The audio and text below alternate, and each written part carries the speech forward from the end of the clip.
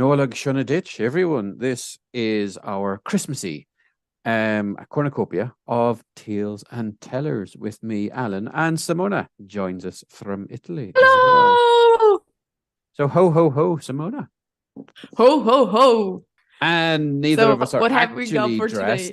dressed. Neither of us are actually dressed as Santa. Although you are in a Christmassy jumper. Fair play. Fair play. Nice one. Yes. I'm just sitting here in the Irish countryside with my homegrown peppers instead. Yeah. Which I'm very proud of. Anyway. So they'll be going into the Very Christmas dinner. Christmassy. Yeah, Merry Christmas. Yeah. So today we have a story from Simona. We have a discussion on Alan's favorite traditions, which he never experienced, but he teaches every year and he loves it. And then we'll finish on a little Christmassy poem. So Simona, your story is The Shoemaker and the Elves. nice one. Take it away. Once upon a time, there lived a shoemaker, and the shoemaker loved making shoes. He loved making elegant shoes. He loved making comfortable shoes. He loved making shoes for women and for men and for kids. He loved making all kinds of shoes, and he was very, very good at it. But business was not good, and he had lost a lot of money. And one evening, he sat out on the table the last piece of leather, and he prepared the tools for the following day. And he knew that he didn't have any money left to buy any more leather to make more shoes. So the following day, he would make the last pair of shoes and then stop. He went home and so very sad.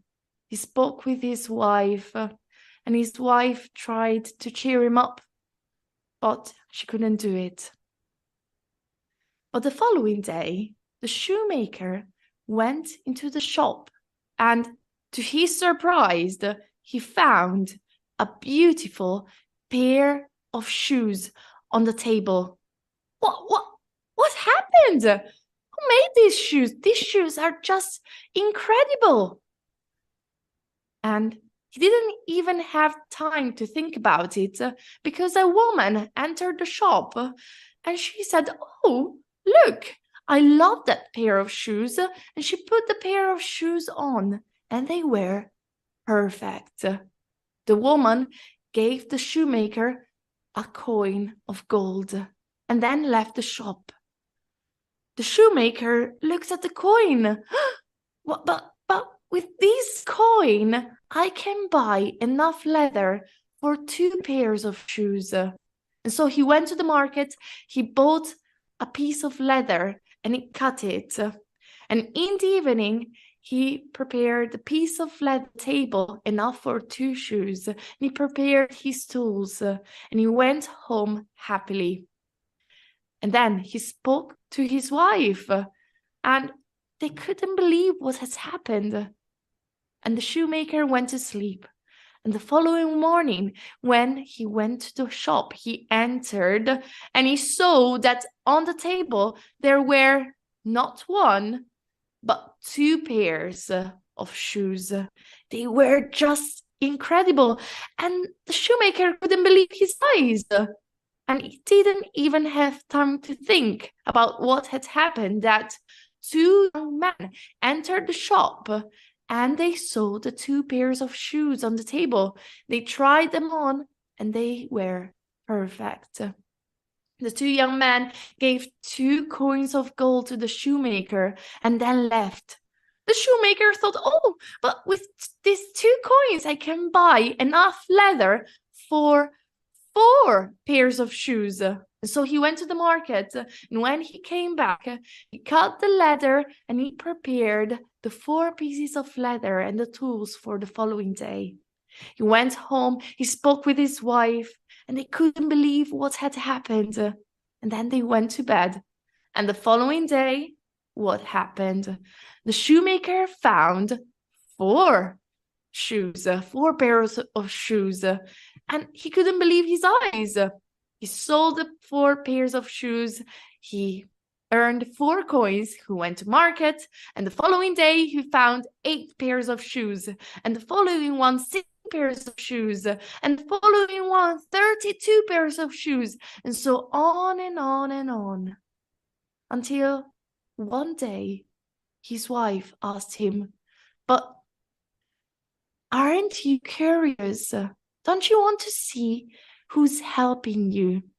And so that night, the shoemaker and his wife went to the shop, and they peered through the window. And to their surprise, they saw that inside the shop, dancing and making shoes happily, there were 3 little elves.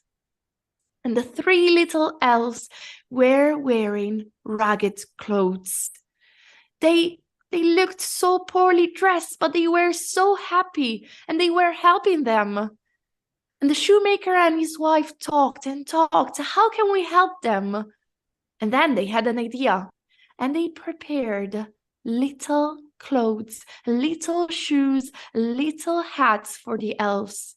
And the following night, they put the clothes on the table, and they peered through the window again.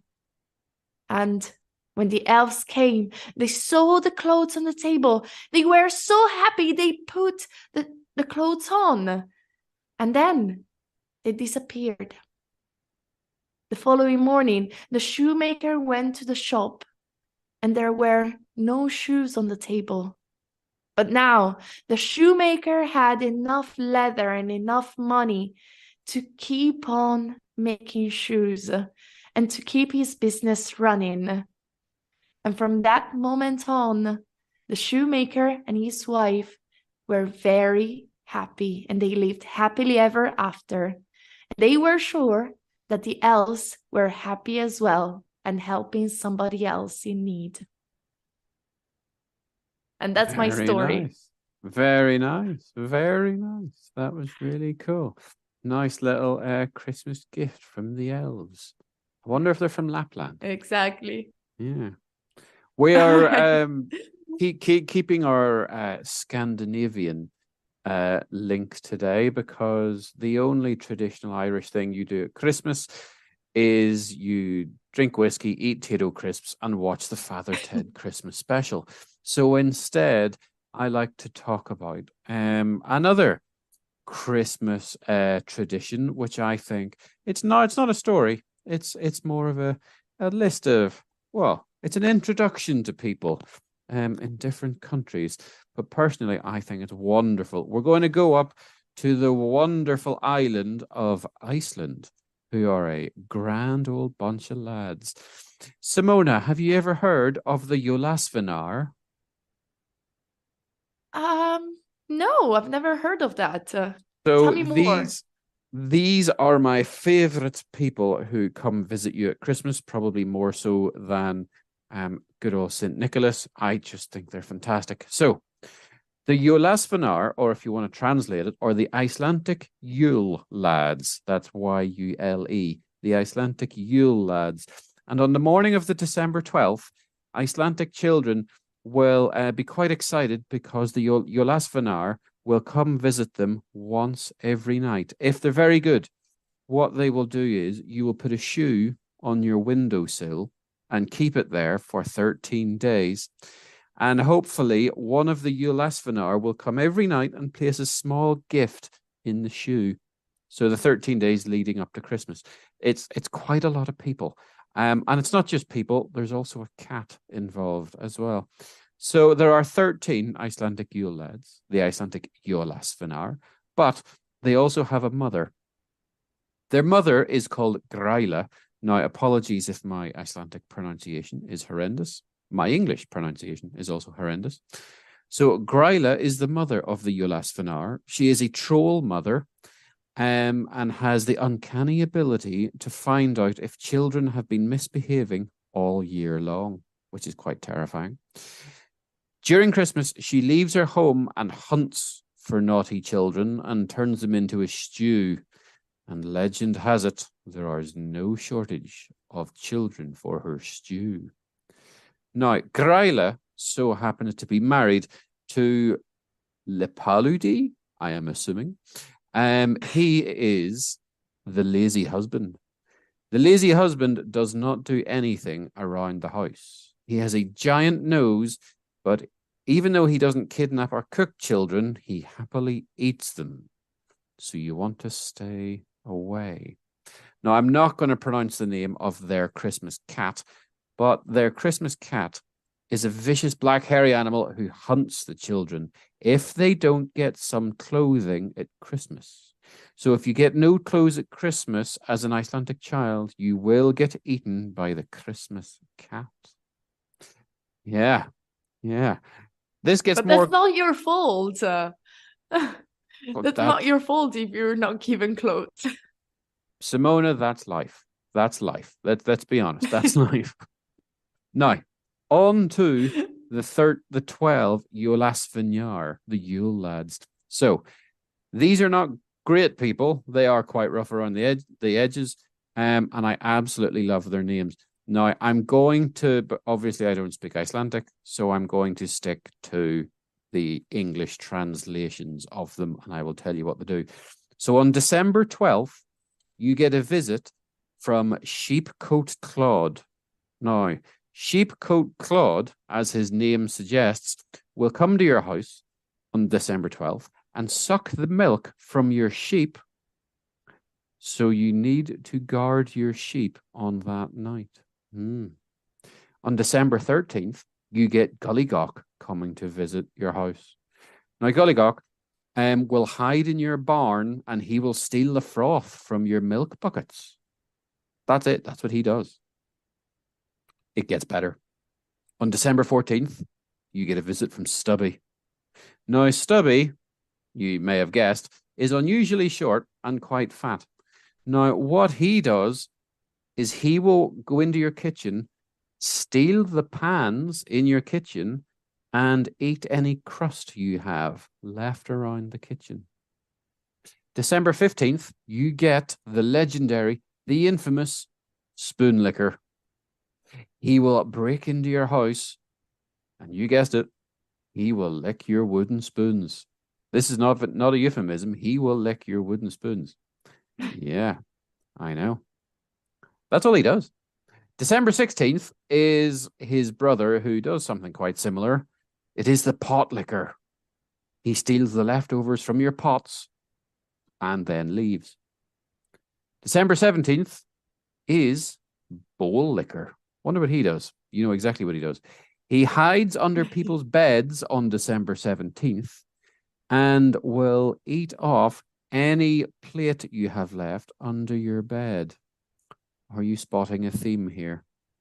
December 18th, so this was 4 nights ago from when we recorded this, you get a visit from the door slammer.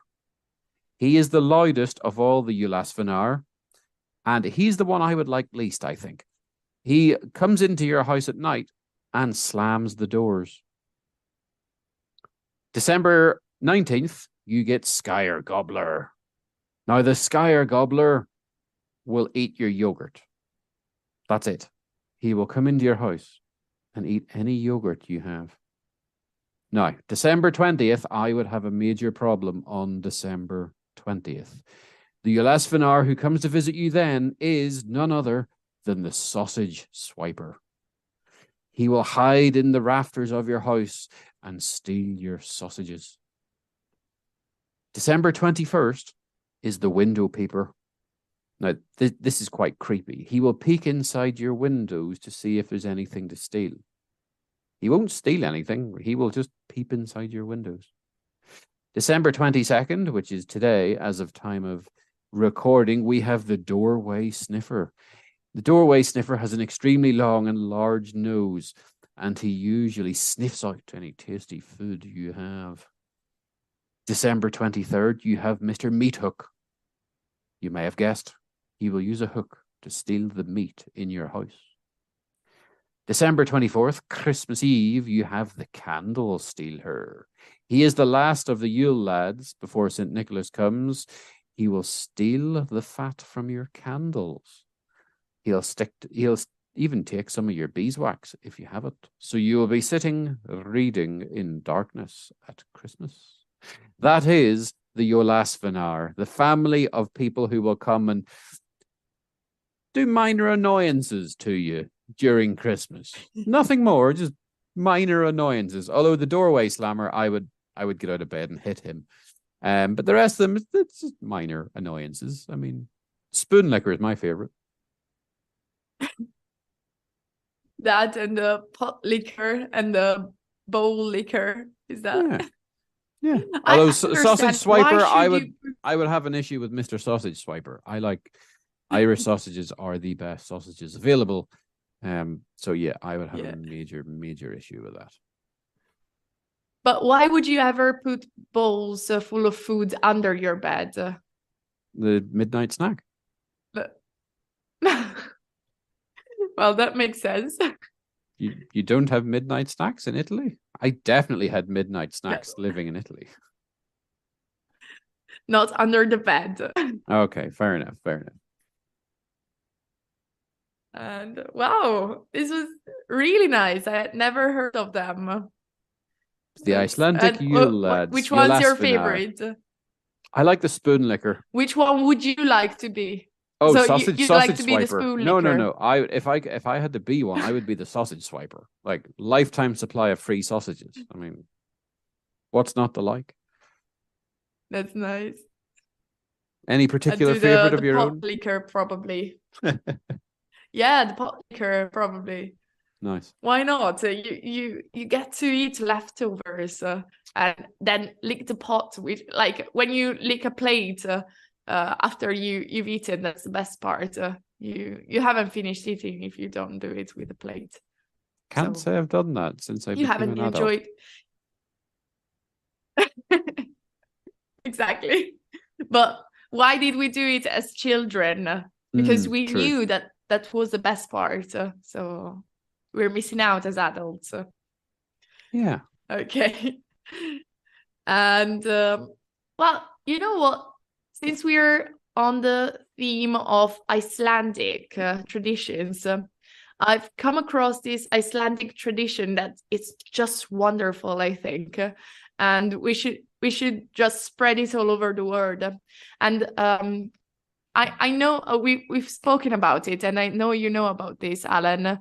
So correct me if I'm wrong, but I've heard about this tradition that they have on the 24th of December, and they exchange books. They share books to read, and then they read the whole evening. They spend the whole evening reading the books that they've exchanged and they gave each other.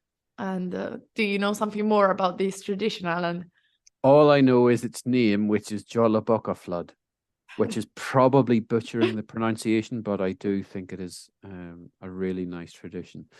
It would be really sort of relaxing absolutely. to do at Christmas. I think it's fantastic. Exactly. Yeah. We should spread it. Let's start giving books and spending Christmas Eve reading. It's just wonderful. So after talking about Icelandic tradition, we thought we'd finish off with a poem that Alan is going to read us. And Merry Christmas, everybody. This is A Visit from St. Nicholas by Clement Clark Moore from 1823. 'Twas the night before Christmas, when all through the house not a creature was stirring, not even a mouse. The stockings were hung by the chimney with care, in hopes that St. Nicholas would soon be there. The children were nestled all snug in their beds, while visions of sugar plums danced in their heads, and Mamma in her kerchief and I in my cap had just settled our brains for a long winter's nap. When out on the lawn there arose such a clatter, I sprang from my bed to see what was the matter. Away to the window I flew like a dash, tore open the shutters and threw up the sash. The moon on the breast of the new-fallen snow gave a lustre of midday to objects below, when what to my wondering eyes did appear but a miniature sleigh and 8 tiny reindeer. With a little old driver so lively and quick, I knew in a moment he must be Saint Nick. More rapid than eagles, his coursers they came, and he whistled and shouted and called them by name.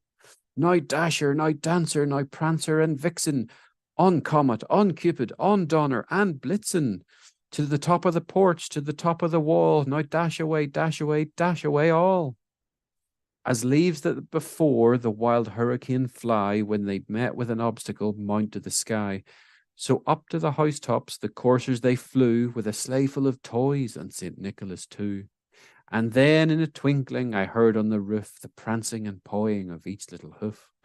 As I drew in my head and was turning around, down the chimney St. Nicholas came with a bound. He was dressed all in fur from his head to his foot, and his clothes were all tarnished with ash and soot.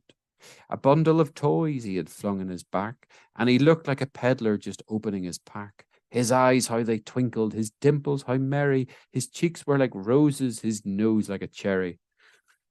His droll little mouth was drawn up like a bow, and the beard on his chin was as white as the snow. The stump of a pipe he held tight in his lip, and the smoke it encircled his head like a wreath. He had a broad face and a little round belly that shook when he laughed, like a bowl full of jelly. He was chubby and plump, a right jolly old elf, and I laughed when I saw him in spite of myself. A wink of his eye, a twist of his head, soon gave me to know that I had nothing to dread. He spoke not a word, but went straight to his work, and filled all the stockings, then turned with a jerk, and laying a finger aside on his nose, and giving a nod, up the chimney he rose. He sprang to his sleigh, to his team give a whistle, and away they all flew, like the down of a thistle. But I heard him exclaim, ere he drove out of sight, Happy Christmas to all, and to all a good night. Nola Gishanativ.